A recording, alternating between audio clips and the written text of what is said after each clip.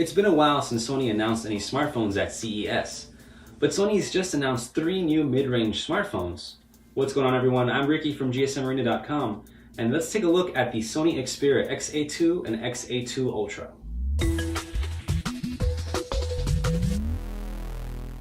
Although Sony announced 3 new phones, this video is going to focus on the Xperia XA2 and the XA2 Ultra.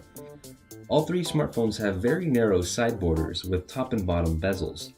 In typical Xperia X design language, the phones feature a metal frame and metallic backplate with a smooth matte finish.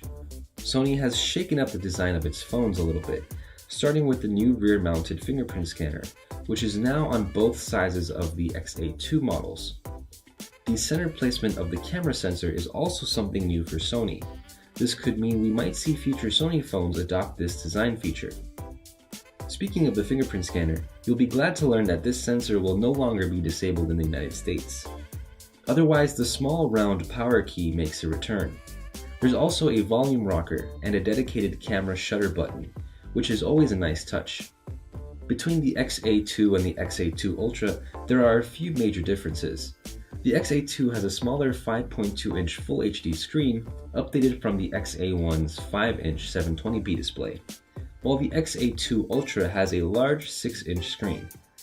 Given the screen's 16:9 aspect ratio, this makes the XA2 Ultra a fairly large phone. Both phones also have bigger batteries now, that's 3300 and 3580 mAh respectively.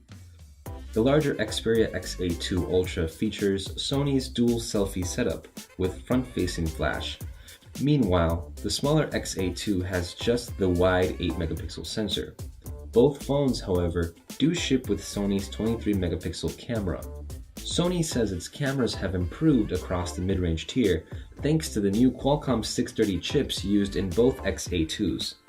Sony has only revealed that the new XA2 models will become available next month in February, but there's no word yet on pricing. What we do know, however, is that the Xperia XA2 and XA2 Ultra will be arriving to the United States.